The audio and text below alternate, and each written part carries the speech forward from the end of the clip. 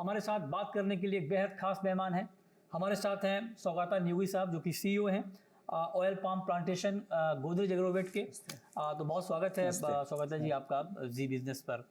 और पाम को लेकर बड़ी चर्चा हो रही है इस वक्त कि दाम बढ़ गए हैं बहुत। इंडिया सबसे ज़्यादा पाम तेल का इंपोर्ट करता है, हमारे यहाँ पाम का प्लांटेशन चल रहा है।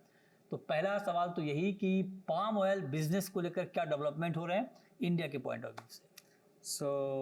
मुझे लगता है कि 2021 में भारत सरकार ने national mission on edible oil palm launch किया था और 22-23 से थोड़ा सा इसका रियल इम्प्लीमेंटेशन चालू हुआ। बहुत सारे स्टेट गवर्नमेंट इसमें नया MOU साइन किए विद सेंट्रल गवर्नमेंट, और लास्ट ईयर और करंट ईयर ये दोनों साल में काफ़ी ज़्यादा पॉजिटिव डेवलपमेंट हमें दिख रहा है बहुत सारे राज्यों में, जिसमें मैं नाम लेना चाहूँगा आंध्र प्रदेश और तेलंगाना तो पहले ही था। अभी नॉर्थ ईस्टर्न सेक्टर बहुत फास्ट तो प्रोग्रेस कर रहा है। प्लांटेशन बढ़ रहा है क्या? कितना है अभी एग्जैक्टली कितना है? लास्ट ईयर 64,000 हेक्टर जो है वो पाम का नया एरिया प्लांटेशन हुआ था, और ये साल मुझे लगता है 1 लाख से भी ज्यादा नया हेक्टर ये आप गोदरेज का बता रहे हैं? नहीं, ये मैं इंडस्ट्री का बता रहा हूँ। लास्ट ईयर हमने 10,000 हेक्टर किया था। इस साल हम ऑलरेडी बहुत अच्छा कर रहे हैं, और मुझे लगता है टोटल अगर मैं आपसे पूछूं कि टोटल इंडिया में कितने हेक्टेयर में पाम का प्लांटेशन हो रहा है तो क्या फिगर है? मुझे लगता है अभी 5.5 से 6 लाख हेक्टर के बीच में एरिया है। और टारगेट क्या है हमारा? टारगेट है 1 मिलियन मतलब 10 लाख हेक्टर बाई 2030। 2027 NMEOP का है। मेरे हिसाब से 29-2030 हो जाना चाहिए। 5 साल में टारगेट पूरा हो जाएगा। 1 मिलियन हेक्टर 10 लाख हेक्टर। तो अगर 1 मिलियन हेक्टेयर यानी 10 लाख हेक्टेयर में अगर हम पाम की खेती शुरू करते हैं तो कितना प्रोड्यूस कर लेंगे? मेरा अंदाजा ये है कि आंध्र प्रदेश पे जो ऑयल प्रोडक्टिविटी बोलते हैं हम पर हेक्टर, वो काफी ज्यादा है। आज के डेट में 3.5 से 4 टन पर हेक्टर ऑयल CPO प्रोडक्शन है। बट सारे स्टेट इस तरीके से सामने नहीं आएंगे, क्योंकि अलग अलग स्टेट के अलग अलग चैलेंजेस हैं। नॉर्थ ईस्ट में विंटर में लो टेम्परेचर के कारण वहाँ पे प्रोडक्शन थोड़ा सा कम हो जाता है, और फार्मर का जो इंफ्रास्ट्रक्चर है ना खेती के अंदर, वो इतना अच्छा नहीं है बाकी राज्यों में। तो मेरे हिसाब से हम 2.5 मिलियन टन मतलब 25 लाख टन तक पहुंचने की उम्मीद है। 25 लाख टन पाम कर लेंगे प्रोडक्शन कितने 2030 तक? 2030 में लगेगा 35 तो में, हाँ 34-35 तक ये मतलब 10 साल में हमारा 25 लाख टन का प्रोडक्शन होगा। ये मुमकिन है। जो अभी कितना है? अभी में 5 लाख टन है। 5 लाख टन काम कर रहे हैं। इस साल 5.5 लाख टन होगा। तो 25 मतलब 5 गुना ज्यादा आप करें कि 10 साल में। 10 साल में, क्योंकि उसका काफी ज्यादा जो एरिया प्लांटिंग हो चुका है, जो अभी छोटे हैं, ये सब अगले 3-4-5 साल में फल देने लगेगा। ये बहुत बड़ी हेडलाइन दे रहे हैं सौगाता जी। ये कह रहे हैं कि अगले 10 साल में हमारा जो पाम ऑयल का प्रोडक्शन है, डोमेस्टिक प्रोडक्शन है, वो 25 लाख टन पे पहुंच जाएगा, जो कि अभी 5 लाख टन है। मतलब यहाँ से करीब करीब 5 गुना ज्यादा हो जाएगा हमारा प्रोडक्शन पाम तेल का नेक्स्ट 10 ईयर्स में। तो अगर 25 लाख टन हम प्रोड्यूस करेंगे सर, तो हमारी डिपेंडेंसी इंपोर्ट पे कितनी कम हो जाएगी? मेरे हिसाब से फिर भी 25% ही होगा। 10 मिलियन टन यानी कि 100 लाख टन के आसपास। हम कितना करते हैं जनरली पाम तेल इंपोर्ट?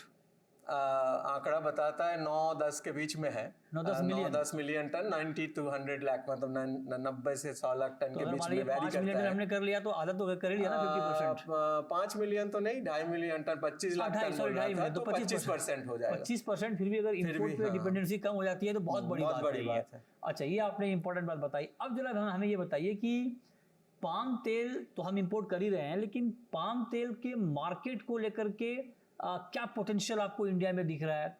क्योंकि पाम के ब्रांड नाम से बहुत कम उपलब्ध है इंडिया में, डायरेक्ट पाम ब्रांड नाम से। तो उसमें क्या स्कोप दिख रहा है? मुझे ऐसा लगता है कि भारत का जो तेल के सेक्टर में जो आत्मनिर्भर अभियान है, अगर आप देखेंगे तो 40 million hectare land already oil seed crop में है।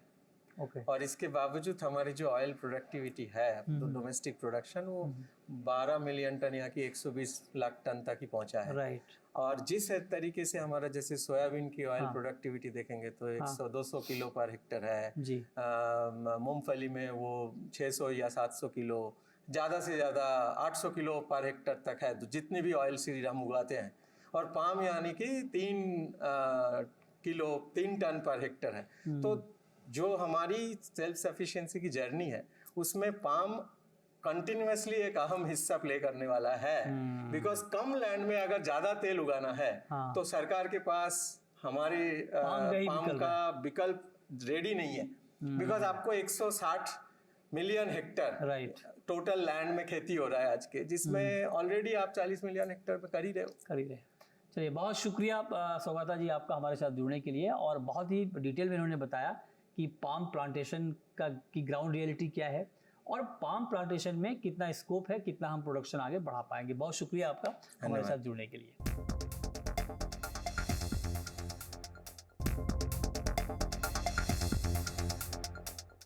मैं हूं मृत्युंजय कुमार झा, और इस वक्त एडिबल ऑयल और ऑयल सीड को लेकर बहुत चर्चा हो रही है, खास करके यूएस ट्रेड डील के पॉइंट ऑफ व्यू से भी।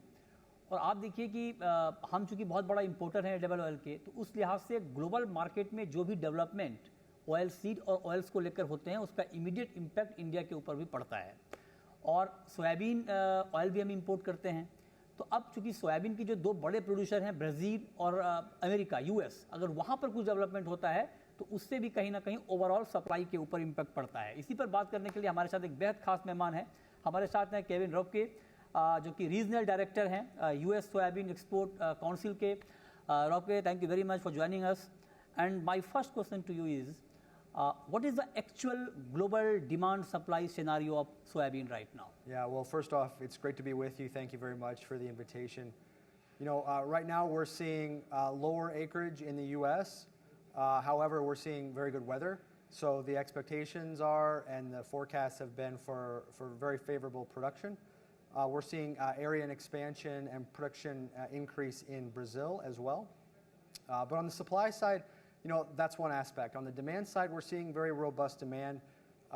You know, animal protein margins are good. Soybean processing margins are very good globally. And so, you know, as a result, we're seeing very interesting dynamics, I think, take place around the world. From a price competitive standpoint, you know, the U.S. soybean right now is the most price competitive soybean on the market. And it has several advantages in terms of intrinsic and extrinsic characteristics as well. Okay. But you have your own biofuel mandate. So do you think because of your biofuel mandate, because of Indonesia's B50 approach, the edible oil prices, especially soybean prices, will be elevated? It's hard to tell. It's too early to tell. You know, I think there's going to definitely be an incentive to crush or process the soybeans, and that's going to definitely increase the demand. But we're also, again, seeing an increase in supply as well. And so I think that also has a neutralizing impact on the overall aspect. You know, one thing that's interesting to take note of is even though we do have some biofuels regulations in the U.S., you know, that's for the oil component. And so that really leaves soybean meal as a byproduct of that really is also looking to increase its supply as a function of increased crush or processing capacity that we're seeing significantly build up in the United States. Okay, but you have your own biofuel mandates. Then why you are pushing U.S. pushing soybean export to India? They want to export India because already you have good consumption in U.S. as well. Then why you are pushing? Yeah, well, we're very thankful and appreciative, and that's why we're here, just to say thank you. You know, India was the #1 market for U.S. soybean oil this year, and while it may be a rounding error to Indian importers, given their huge scale and their huge imports, it is important for us to come here and say thank you for being our #1 customer this year. So, but farmers are not saying thank you to us, na? Because if India import soybean from U.S., Indian farmer will be impacted. What's your take on that? Well, you know, I think a couple of things. India is already a net importer of soybeans from other countries, especially in Africa. And two, if you look at scenarios in China, where China moved from a net exporter to joining the World Trade Organization, to becoming a net importer, to becoming the world's largest importer that they are today, their local production actually doubled. And so what that signal that when they opened up meant was that for the end user, they could expand in their infrastructure, they could expand their plants, they could fully utilize their capacity. And so that really, I think, sent a signal on the demand side. And so then that sent ripple effect on the supply side and enabled their local production to expand as well. And so in the time that China went from being a net exporter to the world's largest importer, their production has actually doubled.